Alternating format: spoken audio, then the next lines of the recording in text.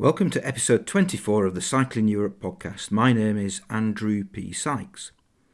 In January 2010, I was contemplating my first long-distance cycle across Europe to southern Italy, a journey that took place in the summer of 2010. In 2013, I completed a second journey along the Mediterranean coast from Greece to Portugal, and in 2015, there was a third journey from Tarifa in southern Spain to Nordkapp in northern Norway. By mid-2016, I was beginning to write my third book about that third cycle. During all that time, from 2010 to 2016, Dr. Stephen Fabes was on his bicycle travelling the world. He quit his job working in the A&E department at St Thomas's Hospital in London and started pedalling, eventually cycling nearly 90,000 kilometres, visiting 75 countries in the process. His achievement puts almost all other cycle tours into the shade, especially my relatively short jaunts across Europe. As with many other aspects of life since the start of the 2020 lockdown, this podcast has had to make the most of Skype and Zoom to engage with its participants. From Mark Beaumont to Timmy Mallet, all have been at the other end of an internet connection. However, last week I finished my summer cycling tour to the 4 British capitals in London. More of that in the next episode of the podcast. And it was a refreshing delight to once again meet an interviewee face to face. And that face was Dr. Stephen Fabes. The book about his 6-year odyssey, Signs of Life, has just been published by Profile Books, and I met up with Stephen near Hyde Park Corner for a chat. So I'm Stephen Fabes. I'm an A&E doctor, and about 4 years ago now, just over 4 years ago, I got back from a long bike ride around the world. I think it took just over 6 years, the journey itself, and it was the length of 6 continents. So from London across Europe, through the Middle East, length of Africa, length of South America, North America, across Australia and Asia and home again. Yeah, we actually met about 3 years ago, I think it was, at the Cycle Touring Festival, because you did a talk. I think you must have only recently have come back from the trip itself. But we had a little short conversation of about 5-10 minutes, I think. But now obviously you've written the book, so I know a lot more about what went on, and hopefully in the next X number of minutes we're going to find out. So to begin with, lots of people come up with the idea of cycling around the world. A lot of people then don't do it, but you obviously came up with that idea and you did it. But to take such a long period of time to do it, when did you make that decision, and what was the thinking behind taking so long to cycle around the world? I'm not very good at explaining why it had to be so long, and I think probably it was just a kind of obsessive urge to see as much of the world as possible in one go, and I kind of wanted to get a sense of the scale and diversity of the planet, and I felt that cycling the length of 6 continents would be the way to do that. I kind of to figure out how long that was going to take, I was guessing really based upon what other people had done, and I was quite reading a lot of books by other cycle tourers and things like that, getting inspired by their journeys. So it was that was the reason behind it. That's probably, and it snowballed a little bit. It was supposed to be about 4.5 years, I think. That's what I thought, and then it ended up being just over 6. For various reasons, including the fact I had like a knee problem, and then I got denied a couple of visas, and it took a bit longer because I ran out of money, so I was earning as I travelled, so I had to be in places at different times, specific times. But yeah, so it was a bit longer than I thought it was going to be. But yeah. And how much of those 4.5 years were actually, or 6 years eventually, were actually planned in any kind of detail? Was it just a really vague, I'll spend a few months kind of going through Europe, and then I'll spend 6 months going through Africa, or was it a bit more detailed than that? It was fairly rough and loose, and I liked it like that because that's, I wanted that flexibility. I wanted just a kind of, I basically had in my mind London, Istanbul, a rough time frame probably, and then Istanbul, Cairo, again a rough time frame, Cairo down to Cape Town. So just sort of major places on my route I knew I had to get to, and then again, it was just often meeting other bikers, meeting other cycle tourers, getting an idea. And I wasn't rushing. I was taking the rough roads and the wiggly roads out into the mountains. That's really what I value most about touring, is getting into the slightly wilder places and that sense of vulnerability of being out on your own. And so, yeah, I wasn't going too quickly, but I didn't plan the route in a lot of detail. Did you ever consider just doing kind of stages and then coming back, earning a bit more money, and then the next year going out and doing another bit, and then just doing it over a longer period like that? I was frightened that I'd kind of lose momentum if I did that, and that I wouldn't come back to it. And I felt it had to be a sort of all or nothing thing, because I'd invested a lot in this dream to cycle around the world, and giving up my career and stuff was a big decision at the time, because I really enjoyed being a doctor and all that, and it wasn't the thing to do to kind of jump off the career ladder. So I knew this was a big decision, and I had to go all in, and I couldn't do it in bits, because I worried that I wouldn't kind of have the staying power. Then it would kind of peter out a little bit. You kind of touched on it there in terms of the professional side, and it wasn't the done thing to do that kind of thing in terms of taking time off from a career after having trained, etc.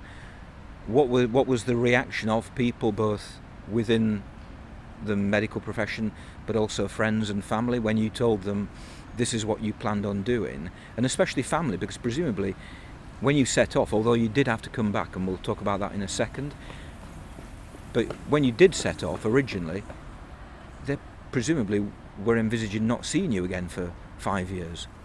Yeah, and I think almost everybody was very supportive and completely behind what I was going to do, and were excited about it, and I was trying to get people excited about it as well, in the build-up, and I guess that says something about the sort of privileged position I was in, that I had people who sort of believed in me and were kind of like enthusiastic about the things that I was enthusiastic about. So I didn't have many doomsayers. It always makes a good story if you do have some, though. And there were a couple, I suppose, in the hospital, senior doctors who didn't quite know what to make of the plan. But mostly people were behind me. Did anybody try and persuade you out of doing it?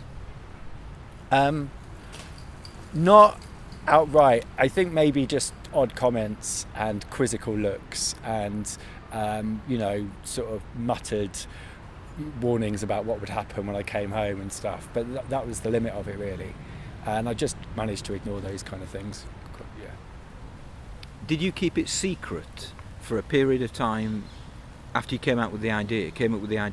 Did you keep it secret and then kind of go public at a particular time, or was it more kind of just beginning to drop it into conversation? Oh, next year I'm going to do this, etc. I went public fairly early, and that was really because it's very hard to kind of give up on something once you told the world you're going to do it. So it was that kind of, I needed to, it's kind of like, faking it until you make it, isn't it? If you tell everyone this is what you're going to do, and then people buy into that, and also I needed a lot of help, planning this and getting advice and stuff. So I needed other people on board a little bit, and I needed, I just needed everyone to sort of get behind the idea, and then I suppose that would feed into, if I got encouragement, then I knew I wouldn't back out of it myself. So when did you set off, and what was the thinking behind the date that you did set off?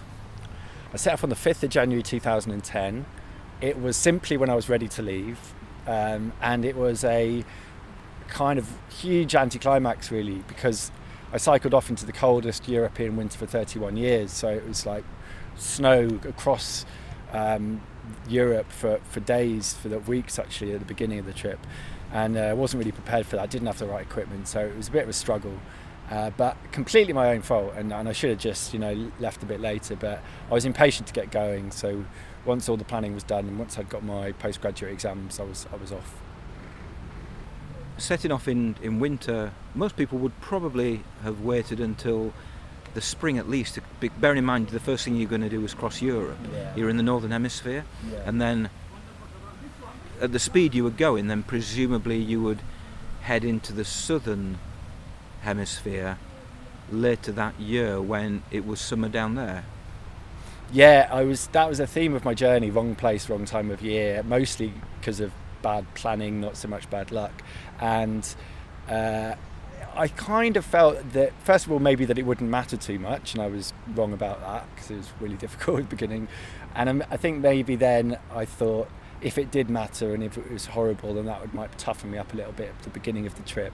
And I think that's true, actually. And then when I came through, Ethiopia, Mongolia, and years later, and that was the winter time there. It was minus 40 at night. It's really a struggle, but I'd been through winter in Europe, which is that horrible, wet, alpine cold, and I think I was better prepared for it, so it didn't seem as bad. So maybe there's something to be said for sort of going head on at it and seeing what happens. Yeah. Bearing in mind that most people who listen to this podcast are cycle tourists rather than doctors, although there might be a few. You don't actually, in the book, you don't talk that much about the practicalities of, for example, I don't think you mentioned the bike hardly at all. So tell us about the bike. Was it a special bike? Was it a bespoke bike? Was it top of the range? What kind of bike was it? It was a Santos, a Dutch brand, a sort of custom built, quite expensive touring bike. It was fairly heavy, built to last, and the frame lasted me the whole journey, actually more than 6 years. Almost every other part on the bicycle changed. I think it's got a Chris King headset, which was the same one that I started with, and then it has all the some of the touring stuff that people are probably very familiar with the tubeless racks and Oatley panniers and Brooks saddle and Chauvet tyres. I'm just looking at your bike here with some of the similar kit on. So yeah, and I'm not much of a mechanic at all. Even by the end of the trip, I hadn't improved that much. And I love bicycles as a means to see the world, and I'm fascinated by the view you get from a saddle and the pace of and the physical exertion it takes, and the fact that you get to these out of the way places for no other reason than you're just passing through, and places that you wouldn't choose to go otherwise, and you get a lot of hospitality. I love all that aspect of cycle touring, but for me the bike itself, I heard that expression once that there's sort of travellers who cycle and cyclists who travel, and I don't know if that's true or not, but I certainly feel myself as a traveller at heart, and a bicycle for me is just the best way to do it. But in terms of bicycles, I don't know too much about them. Did you give it a name? I did give it a name, and it changed a little bit throughout the journey. It was at the beginning, it was Belinda. I can't even remember where that came from now. Belinda. But then it got changed because I was in Kyrgyzstan, and this guy looked at this bike, and by that point it was like falling apart and rusted and cable ties everywhere. And he said, he just looked at it and said, I look like something from that film Crazy Max. And I sort of thought for a bit, and then I was like, "What do you mean, Mad Max?" And he said, "Yeah, Crazy Max, Mad Max, it's the same thing." So at that point, my bicycle got a change and turned into Crazy Max. So Crazy Max from Kyrgyzstan home. Where is the bike now? Bike is locked in my next to my apartment in London, and it's not really roadworthy, so it needs a total sort of overhaul. I don't ride it around London for obvious reasons. I just don't feel that it's a safe city to be sort of locking your touring bike up when you're not around. And you see so many. I mean, I saw one the other week. I was actually cycling back from work, and there was a guy who was crouching down with an angle grinder going through a D-lock, and you see that quite a lot. So I'd just be devastated if someone stole my bike. And I realised in the 6 years I was cycling around the world, I don't think I passed through anywhere with a higher rate of bike theft than my where I eventually, when I was living when I got back, which was Oxford, which is OX1 postcode, which is a very high rate, and where I work is SE1, so that's also a very high rate of bike theft. So at the moment, the bike's locked up, safe and sound. I probably will sort it out at some point, but not for a little bit. Yeah, it's almost one of those bingo card things, isn't it, that people cycle around the world or cycle vast distances and then get home especially to Britain, and have their bike nicked on the day they get off the ferry from wherever they've been. You hear so many stories about that, and also a lot of time bikes getting stolen on a tour, and you can't be. I mean, that's the advice I give when I'm doing these sort of workshops about cycle touring. Just you can't be too careful, really. You just always, keep your bike in view, or lock it to your tent, or just be extra careful, because it will be such a devastating thing if someone steals your bike, and it's it does happen every so often to people. So yeah. You do reel off towards the end of the book. You do reel off actually a load of statistics about how far you travelled. So can you just kind of give us a bullet point list of some key statistics, miles, countries visited? I crossed 6 continents, so it's the length of 6 continents, 75 countries, and it ended up being 102 borders because I was in and out of some countries.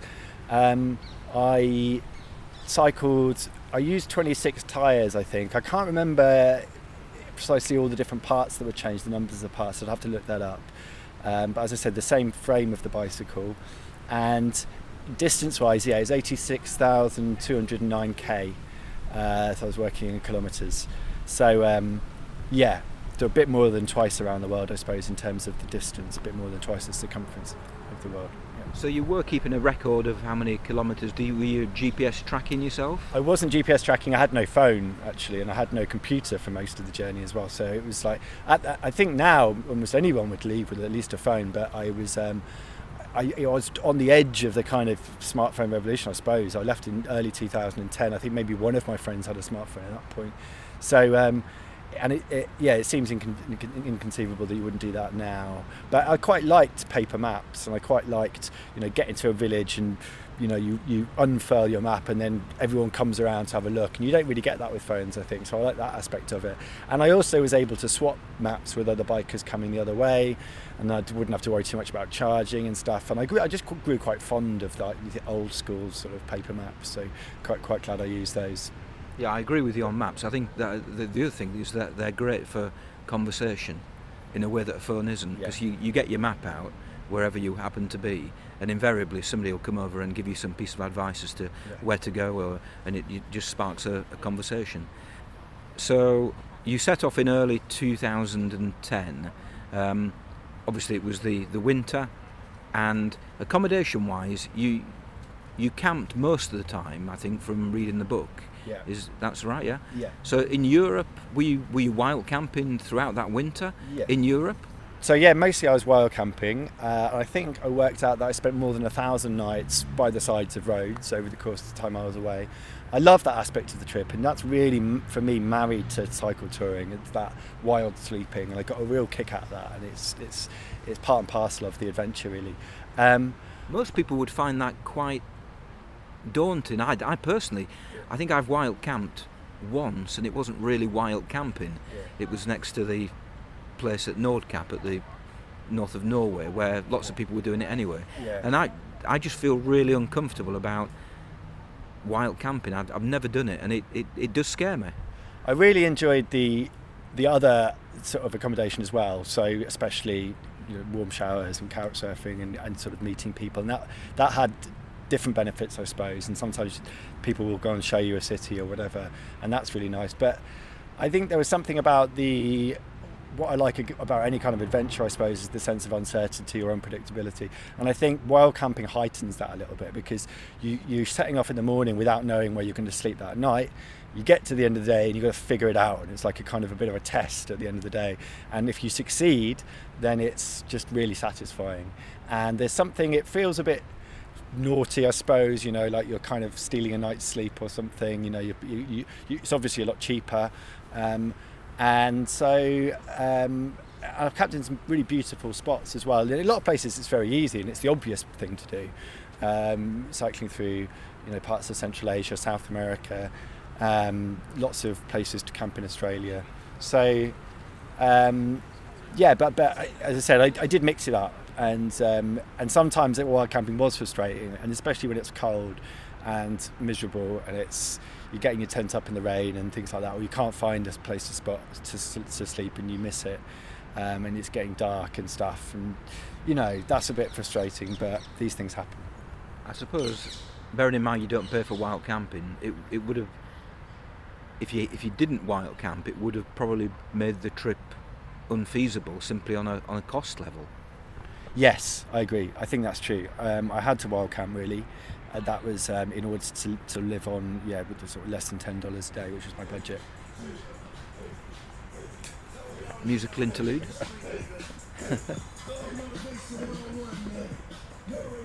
Yeah, might have to pay some PRS rights to play that. Now, in terms of your daily routine, usually you've wild camped. Just talk us through the daily routine that you would go through in terms of, how much time would be spent cycling. Did you have planned days off? Did you cycle for a period of time and then not cycle for a week or even a longer period? What was there any kind of regularity to what you were doing on a daily and a weekly and a monthly basis? I think at the beginning you do try to avoid routine. I still try to avoid routine after this big trip, and I feel a bit frightened of it now that I'm home. But I tried to avoid it, but then of course you do fit into patterns. And I think for me it wasn't anything strict. It depends where I was, but I was often cycling for 5 days, and then I might like a working week almost, and then you'd have a couple of days off and then move on. But then I'd often have a week places. That would be fairly frequent. And then very occasionally, I'd have a couple of weeks. I wouldn't have any more than that. That was probably the most I'd have anywhere. Yeah, and then sometimes I would, meet other cyclists and bike with them a little bit, and so I'd fall into somebody else's sort of routine. And that was quite nice as well. And I met hundreds of cycle tourists as I was going around the world, and that was a real high point for me as well. It's that sense of this big sort of roaming community and being part of that. And you all you share the same lifestyle in a way. You share the same kind of enemies in this, mad traffic and dogs chasing you and grumpy border guards and things like that. And you also, you get a kick out of the same things as well. And you swap tips, and it feels like being part of a big family. And it's certainly in some places around the world where there's just quite a few touring bikers coming through. And I really, I relish that, mixing it up, being on your own for periods and then meeting other bikers and spending a bit of time with them. You must have become a kind of a legendary figure during that 6-year period. Were there people who met you and said, "Oh, you're Stephen, you're that guy who's cycling all the way around the world but taking such a long period of time to do it"?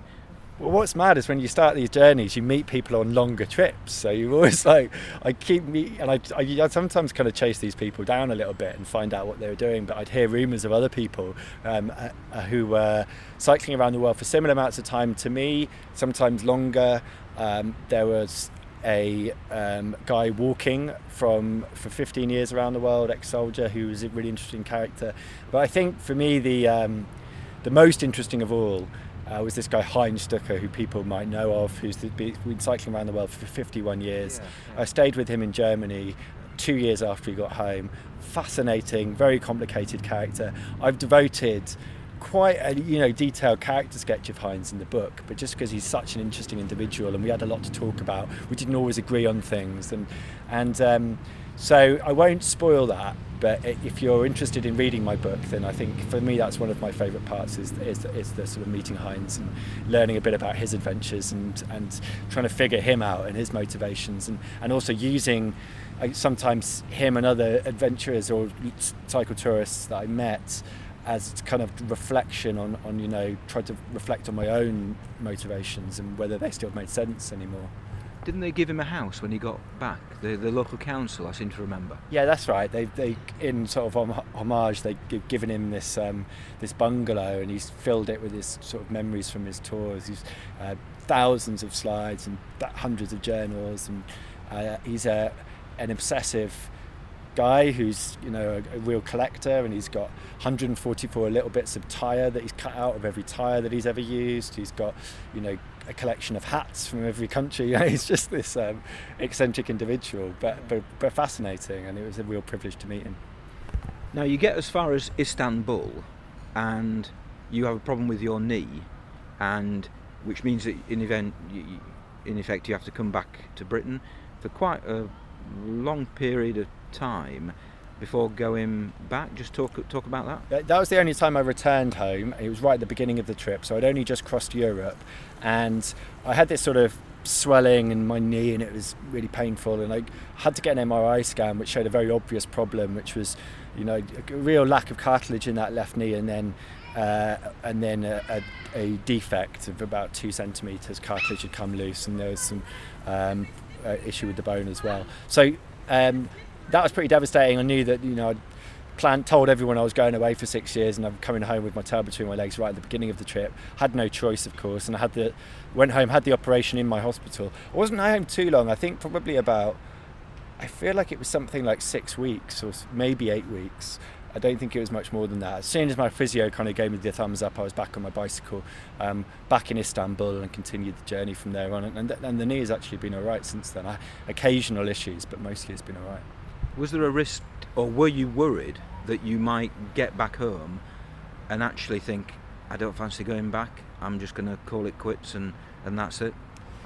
I was more worried that this whole dream that I had was in jeopardy now, and that my knee wouldn't recover fully, and that it could recover, but was it going to recover enough to do 55,000 miles around the world? So that was the big question in my head, and I just took it slowly to begin with, and I span in low gear, and I just took it easy, and cycling is not so bad for knees, so things got better, and it was all right. Did you have any kind of health insurance that covered the entire world? No health insurance, no. I did have health insurance, but I think it depends a little bit on my cash flow at the time. Probably not the most sensible way to travel, if I'm honest. But I think I stayed with some people who actually bought me insurance. They worked in insurance at some point in Indonesia. So that was really cool. So I got an insurance policy there, and I think about 2 weeks after that I came down with dengue fever, so it was really well timed. But I would say that for most of the journey I travelled with health insurance, but I didn't have the bike covered or anything, of course.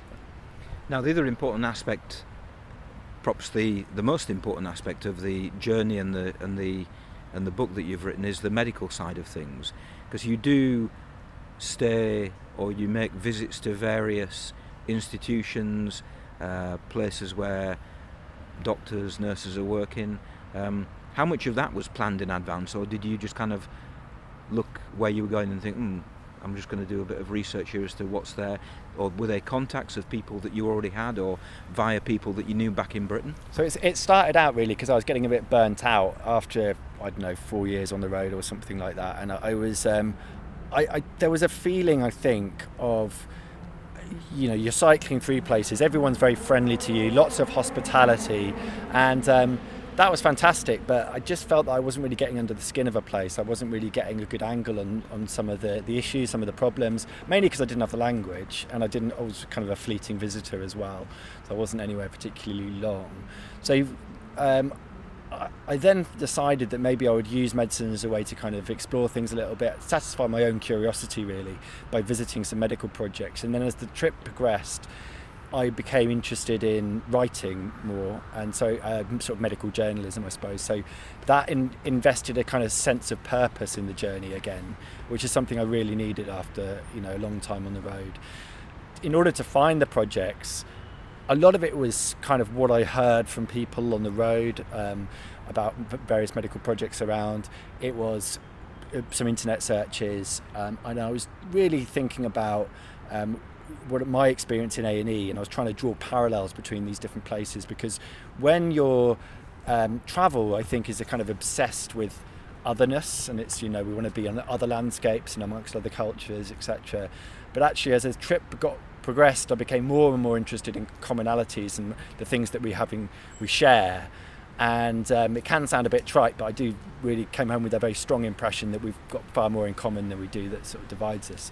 So medicine was great for that. It gave me sort of a new angle on a place, and it showed me.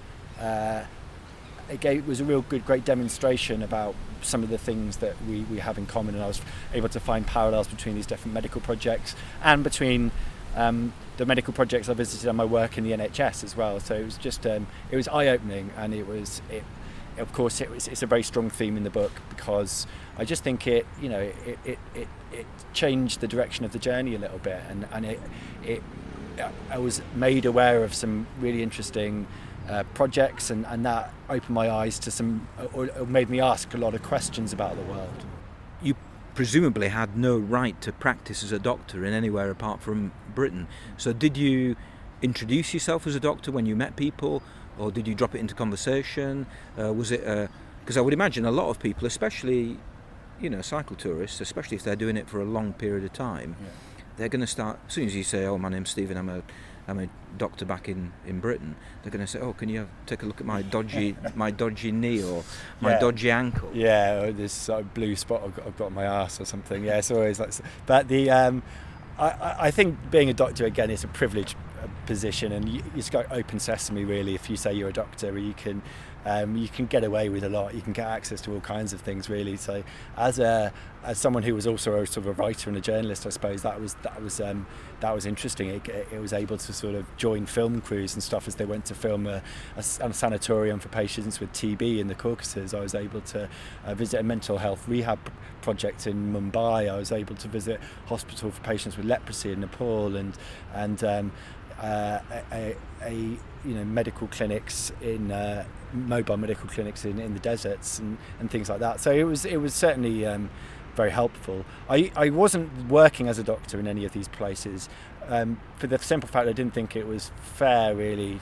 I needed to be in a place to understand a bit about it before I was working as a doctor in order to really contribute. So I was there as a writer. I had my but I have experience as a doctor, which made me able to interpret things I was seeing and draw these parallels. But it was I was quite clear when I was visiting these projects that I wasn't there to help anybody directly. It was more about a question of asking questions and trying to find out what was going on a little bit, and then communicating that to people back home.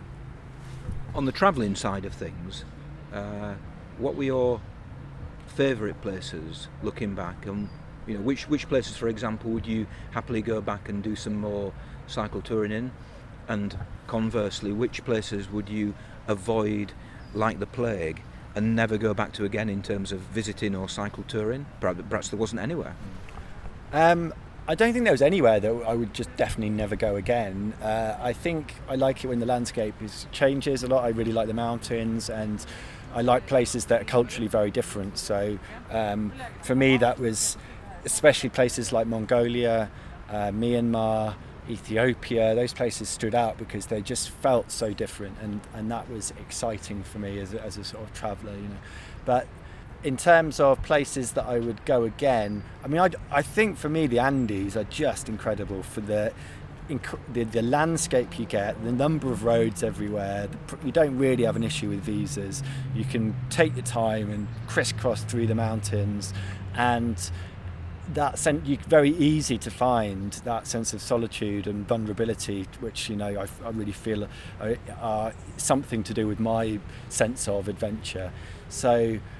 And you've also got the challenge of getting over the mountains. So it was just, the Andes for me remains one of the highlights of the journey in terms of, from a pure bicycle touring perspective.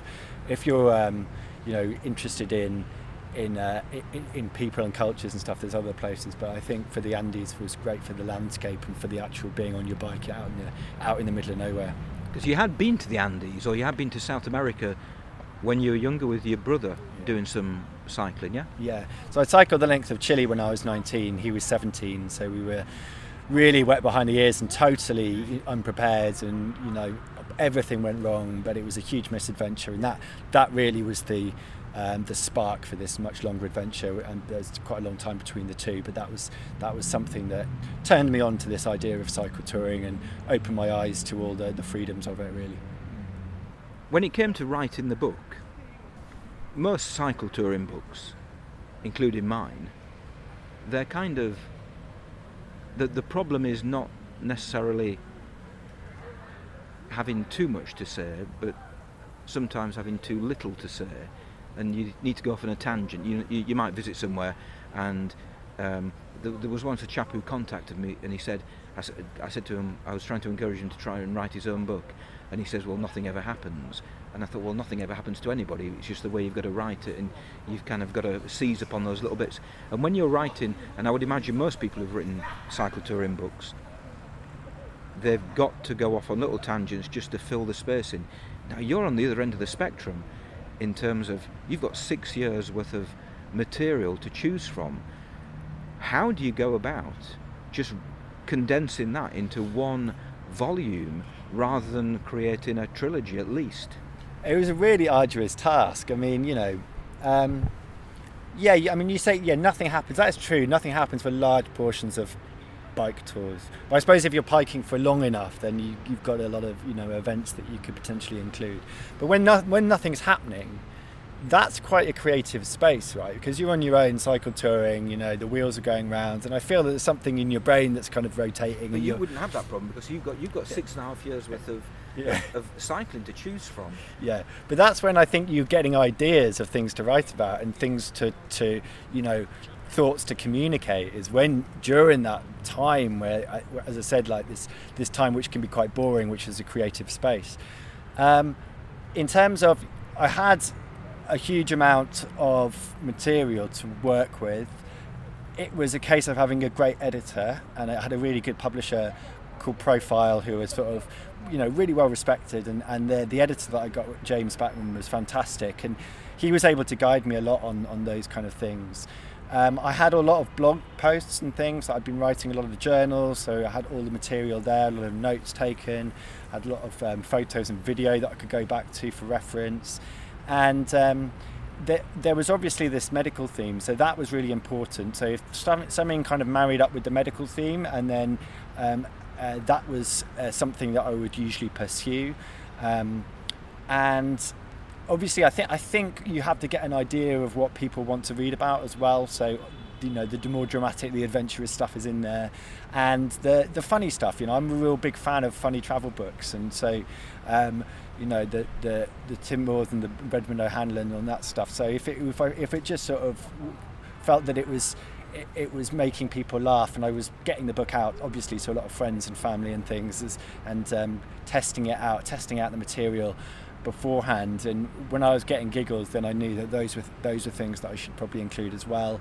And then I was also interested in the history of cycle touring and of adventure more broadly, so I'd often kind of go down that path as well, and give a bit of detail about a tour in, you know, the last century that I found really interesting, and that was great, because I think the Victorians were just very funny to begin with. There's so much comedy to be had from some of the things they say and wrote, and also I think it's interesting because it gives a perspective about some of the attitudes then and whether they're still influential now, and also you can reflect on how places have changed within that time period as well. So I was also putting in a bit of about the history of cycle touring, which I find interesting as well in there. Yeah. How much longer was the first draft of the book than it actually ended up being? It's about twice as long, yeah. And it's still a 400-page book, you know, so it's not a short book, but I think it's a sensible size now. I've covered a lot of ground. For anyone, they might have read it already or reading it at the moment or plan to, you'll find that the narrative moves pretty fast for the beginning of the book. Well, it does, and it made me smile when I was perhaps a quarter of the way into the book, and you just mentioned in passing that you'd been on the road for 18 months or something. I'm thinking, God, where did that go? Yeah, I mean, that's the thing. I mean, but I had to kind of plough through at the beginning, but then the narrative really slows down when I get to Asia, and then it becomes a lot more detailed and more scenes, and I was able to pluck scenes early on as well, and so there's you've got a kind of long lens stuff, and you're moving through large a lot of space before another scene, and that's just the way that I had to do it to incorporate 6 years into one book, which at the beginning was a bit of a battle. I didn't want it to be all 6 years. My publisher were pushing for that, but actually I think it was the right choice in the end, and with a lot of hard work and a great editor, I think I've hopefully managed to make it work. Yeah. Well, if it didn't include all 6 years, 6.5 years, which years would you have chosen? I was going to the beginning just planning to write about Asia, but also including the beginning and the end and the homecoming, just because that's, you know, creates the sort of narrative arc a little bit. but I felt that Asia was where I had sort of the detailed notes from the trip, and it was where the medical theme was strongest. I was visiting lots of medical projects, and it's just a fascinating continent. So, and you can feel there's lots of comedy to be had of really being out of your depth, especially in places like China and things like that. And I think it is, my favourite material in the book is towards the end of the book, but I do feel that it was worth doing the whole book in one go.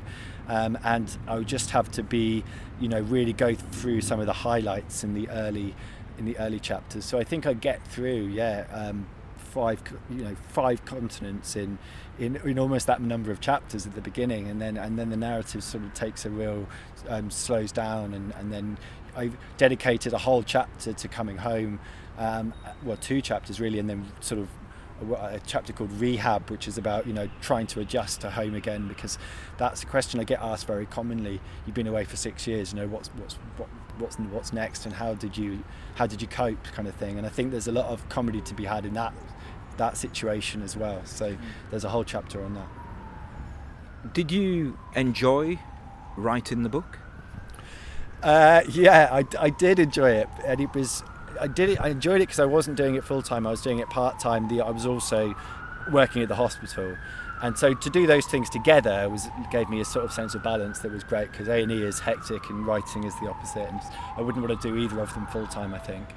But there were ups and downs, and it's very hard to get perspective on it, and it takes a lot out of you, and you're just rewriting, and it just an enormous amount of work. It took me 3.5 years to write the book, so it just feels a very exciting time that it's finally here. But it was hard, but I learned so much in the process that I'm grateful for that, really. So when eventually you did get back to the UK, which was 2016? Yeah. I've learned things in my life, academic things, when you do your degree, or when you train to do something or be somebody for a particular job.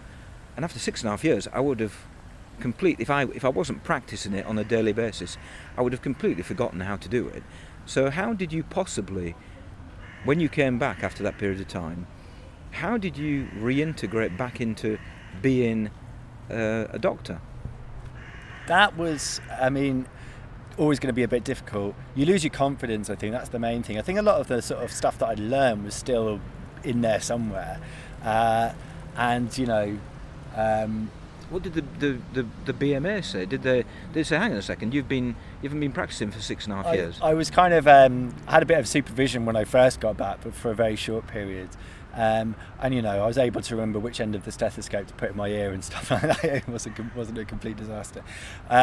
But I was then, things come back to you quicker than you think they do, actually, once you get back into it. And as I said, mainly it's your confidence that takes a bit of a kick. It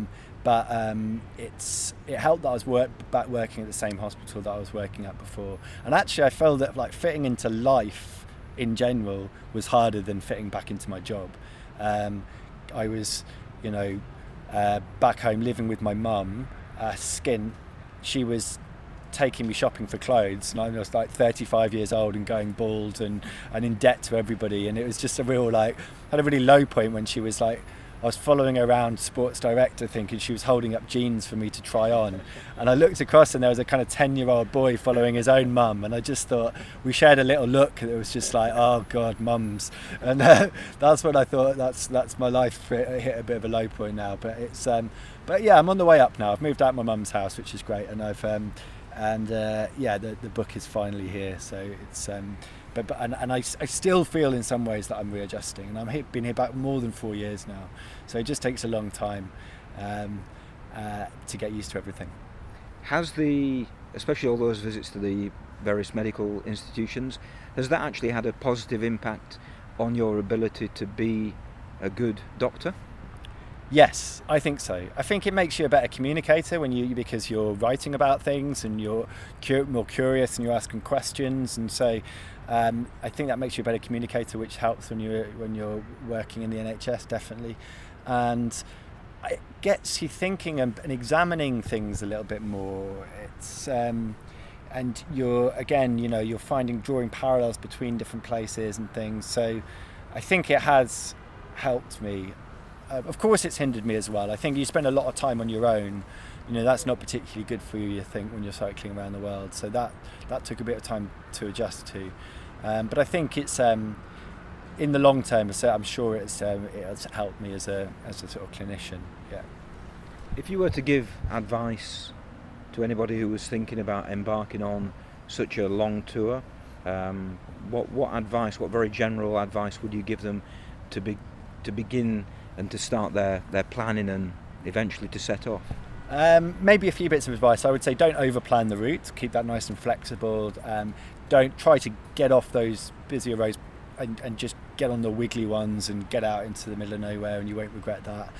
I would say if you're doing a very long tour, if you're talking about several years or something like that, then you might want to think about something that you're really passionate about, and is there any way to kind of combine that, or to sort of use your bike tour as a way to explore that, because that will invest sort of a new sense of purpose in what you're doing. And I think if you're on away for a very long time, you can start to lose that sense of purpose, and it can, I wouldn't say monotonous, but it can, you just need that extra boost. You need a bit of a sort of change of direction, and that really helped me, using medicine as a bit of a lens to sort of explore places. And what else? I would say... Have your knees checked out before you go. Yeah. Yeah, I mean, I guess that's the main advice I would give. I can't think of anything else off the top of my head, actually. Yeah. So, finally, and you said people ask you this, what plans have you got for the future in terms of travelling, perhaps on a bike, off a bike? Is it something that you've kind of just ticked off big time, and that you're just going to go for 2 weeks in Benidorm every year for the next 30 years? I took a bit of a break from cycle touring when I got home. I got really into running, and I do a lot of trail running and ultras and fell running, all that stuff, and road running, and that to me was really important, because you get this big bit of a psychological dip as you come home, and partly that's because you've been used to exercising all day every day, so you really need something to fill that gap. But I did start to miss cycle touring, and very last weekend I borrowed a touring bike and went to Devon, cycled to Devon, and it was a great reunion with this thing that I really loved and still love, but I don't get the chance to do very often now. I think I'll always go on tours, and I haven't got any planned at the moment, but it's definitely something I'll keep doing, and maybe a bit of bike packing and things like that, but nothing on the scale of what this 6-year journey, nothing like that. Yeah. Well, never say never. Yeah, no, well, it's true. You never know. Well, good luck with the book, and good luck with the plans for future adventures.